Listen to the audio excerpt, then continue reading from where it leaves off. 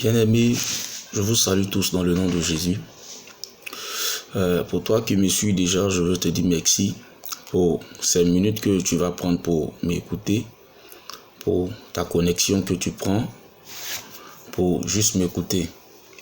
Je veux aussi dire merci au Seigneur Jésus pour le souffle de vie qu'il te donne, parce que ce n'est pas donné à n'importe qui. Certains sont couchés sur les lits des hôpitaux malgré leur milliard, malgré des maisons aisées qu'ils ont. Mais toi, comme tu le dis, tu n'as rien, mais Dieu te fait la grâce d'être en vie, d'être en bonne santé. Voilà, donc chaque matin quand tu te réveilles, dis-lui merci. Mais ce matin, Dieu me met à cœur, je ne sais pas l'heure à laquelle tu vas recevoir le message. Ce matin, Dieu me met à cœur de partager un message avec toi. Voilà, aujourd'hui la Bible nous dit, allez par tout le monde et prêchez la bonne nouvelle. Vous savez, pour toi qui te dira que tu n'as pas l'argent d'aller par tout le monde, Dieu est Dieu. Il sait ce qu'il fait. C'est lui qui a inspiré cette personne qui a créé le Facebook. C'est lui qui a inspiré cette personne qui a créé YouTube et ainsi de suite les autres réseaux sociaux. Tu n'as pas l'argent, certes, pour te déplacer, pour aller dans des villes, pour te déplacer, pour aller dans des pays. Mais Dieu te fait la grâce. Tu as des amis, même aux États-Unis, à l'autre bout du monde, où tu ne peux même pas penser y être. Voilà, c'est pour te dire que ta parole peut être à ces endroits-là. Et ces réseaux sociaux sont bien placés pour apporter l'évangile. Parce que cette date à laquelle où tu vas apporter l'évangile sera gravée à tout jamais dans la mémoire de tout le monde. Cette date où tu vas apporter l'évangile sera gravée aussi dans ton livre de jugement lorsque tu seras appelé au Seigneur Jésus. Voilà, donc sans plus tarder, vu que c'est la connexion, sans plus tarder, tu vas prendre ta Bible dans le livre de 1 Timothée 4, le verset 12. Et ici, la Bible nous dit que personne ne méprise ta jeunesse, mais sois un modèle en parole, en conduite, en charité, en foi et en pureté. Ça fait un bon nombre de temps que le Seigneur Jésus me met cette parole à cœur pour le partager sur les réseaux sociaux. Je ne sais pas pourquoi, mais je pense que Dieu a une parole pour celui qui écoute ce message précisément, pour celui qui va regarder cette vidéo. Voilà. Parce qu'aujourd'hui, nous sommes différents types de chrétiens, nous sommes différents types de personnes qui allons à l'église.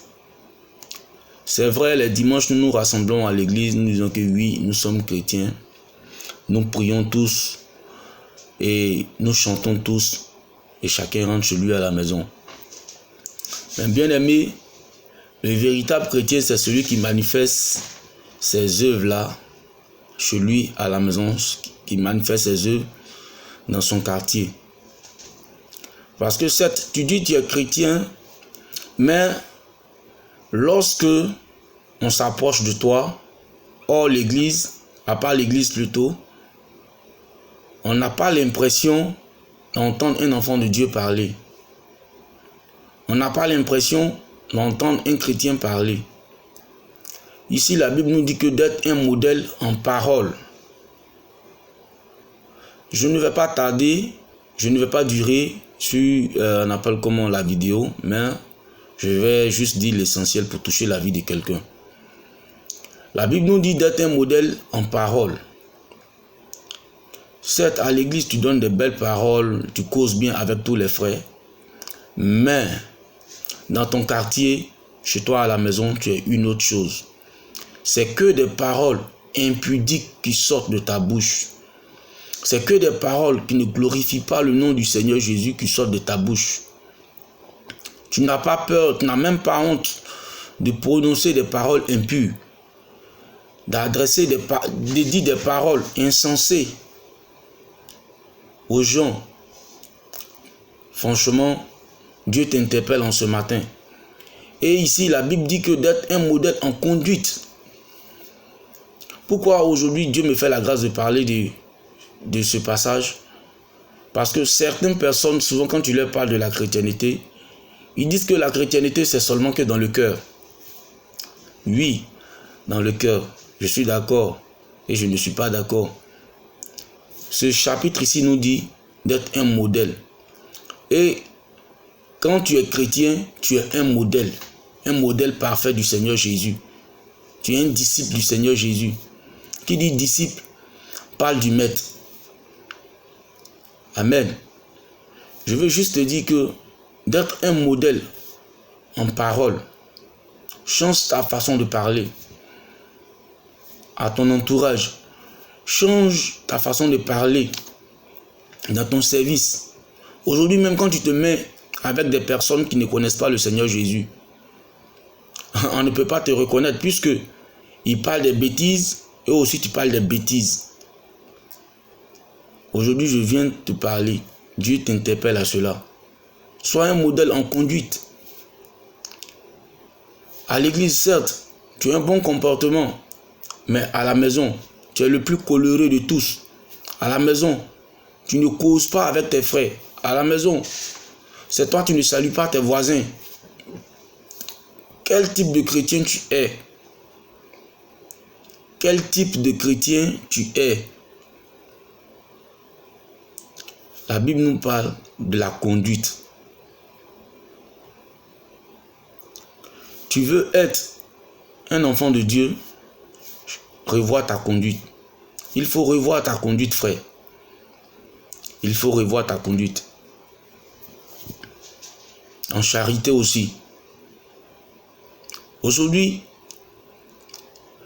tu es chrétien. Comme tu t'appelles chrétien. Mais Dieu peut tout te dire, sauf la charité, sauf le donner. C'est-à-dire, toi, tu es appelé à recevoir seulement, mais tu n'es pas appelé à donner. Dieu peut tout te dire. Il peut te faire des révélations.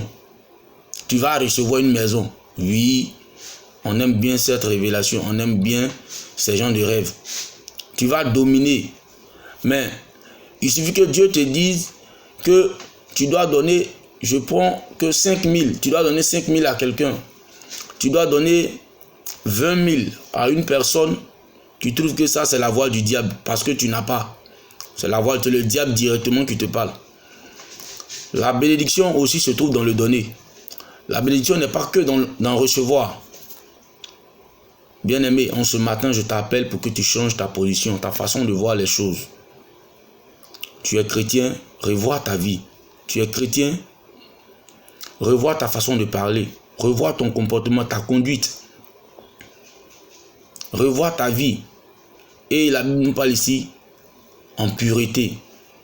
Ici, lorsque la Bible veut parler de la pureté, la Bible veut parler de la sincérité du cœur. La Bible veut parler aussi de sa façon de se vêtir.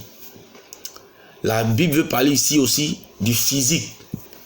Parce que lorsque tu t'habilles, il faudrait que ton habillement aussi puisse convertir des personnes. Pas pour séduire, mais il faudrait que ton habillement puisse emmener des personnes à s'approcher de toi. Aujourd'hui, nous voyons des personnes qui disent sont chrétiens les dimanches bien sapés. Mais une fois qu'ils arrivent au quartier, c'est des guines pétés partout. Quel type de chrétien tu es? Quel type de chrétien tu es?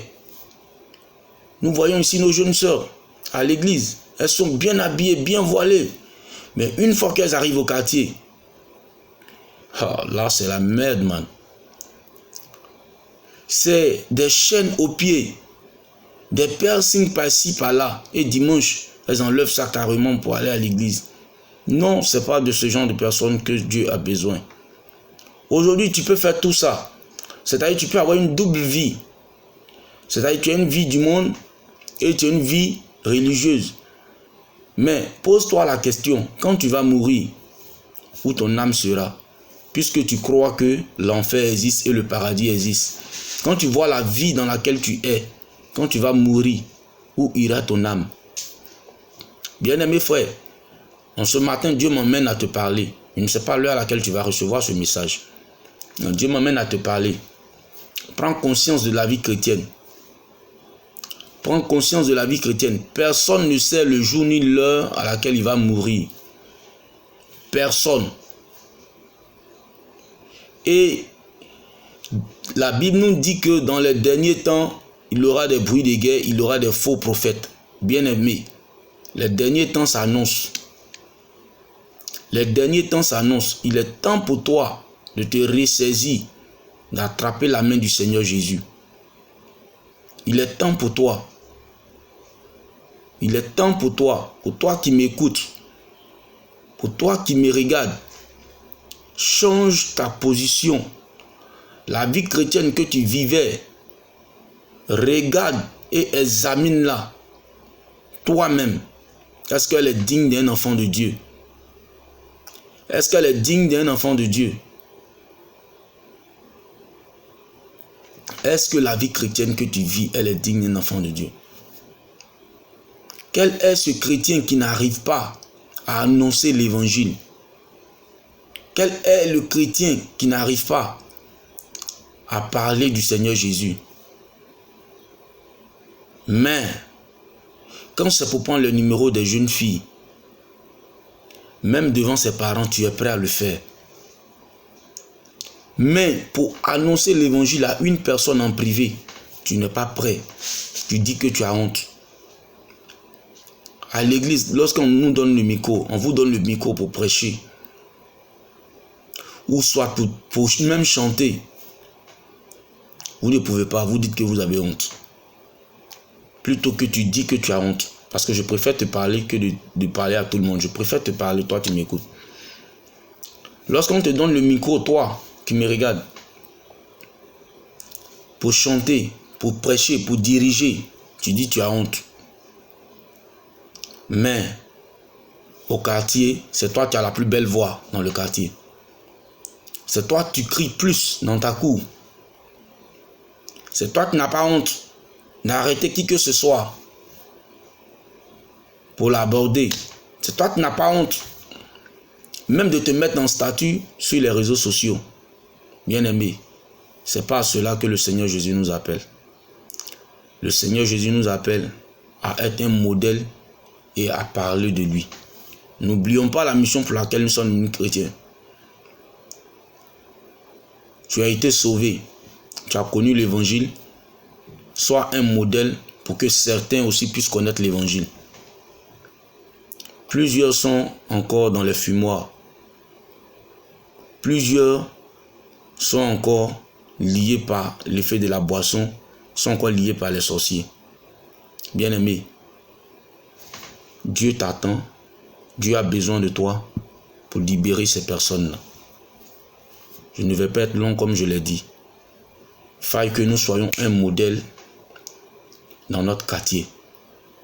Il faille que nous soyons un modèle dans notre village, dans notre maison et dans notre travail.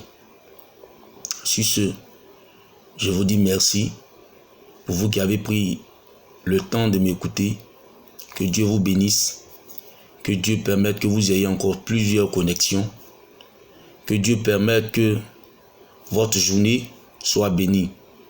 Et tout esprit qui va se lever contre votre vie soit menacé au nom de Jésus-Christ de Nazareth. Voilà. Je ne fais pas cette vidéo pour me faire connaître, mais je fais cette vidéo pour te parler du Seigneur Jésus. Sur ce, que Dieu te bénisse.